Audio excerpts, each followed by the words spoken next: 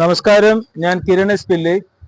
ഇത്തവണ കോവളം നിയോജക മണ്ഡലത്തിലെ സ്വതന്ത്ര സ്ഥാനാർത്ഥിയാണ്. ഞാൻ എൻ്റെ നോമിനേഷൻ പേപ്പറുകൾ ഇവിടെ തിരുവനന്തപുരം കളക്ടറേറ്റിൽ വരണാധികാരിക്ക് കൈമാറിയിട്ടേ ഉള്ളൂ. കുറച്ച് ടെക്നിക്കലും കുറച്ച് എഞ്ചിനീയറിംഗും ഇവിടെ സംസാരിക്കാൻ ആഗ്രഹിക്കുന്നു. ഒരു എഞ്ചിനീയറിംഗിന്റെ ശരിയായിട്ടുള്ള കോൺസെപ്റ്റ് എന്ന് പറയുന്നത് റിഡൻഡൻസി എന്ന് പറയും, അതായത് ഉപയോഗശൂന്യത.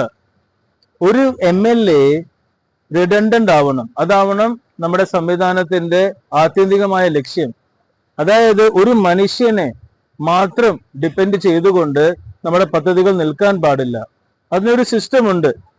ആ സിസ്റ്റം ഇവിടെ കോൺസ്റ്റിറ്റ്യൂഷൻ ഓൾറെഡി നിർമ്മിച്ചു വെച്ചിരിക്കുകയാണ്.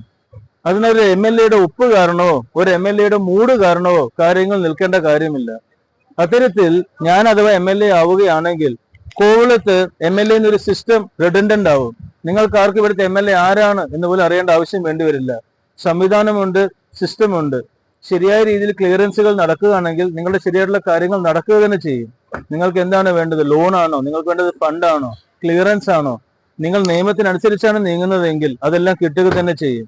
അഥവാ നിയമത്തിനനുസരിച്ചല്ല എങ്കിൽ ശരിയായിട്ടുള്ള കറക്റ്റീവ് മെഷേഴ്സ് എടുക്കുക. എന്താണോ മാറ്റേണ്ടത് അത് മാറ്റുക, എന്താണോ ശരിയാക്കേണ്ടത് ശരിയാക്കുക. അത് കഴിയുമ്പോൾ നിങ്ങളുടെ കാര്യം വരിക തന്നെ ചെയ്യും.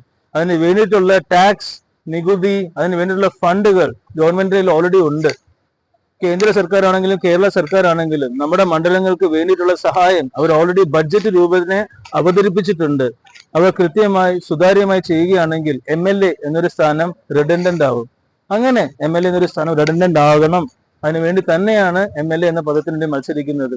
നിങ്ങളോട് പറയാൻ ആഗ്രഹിക്കുന്നു. നമസ്കാരം, ഞാൻ കിരൺ എസ് പിള്ളി.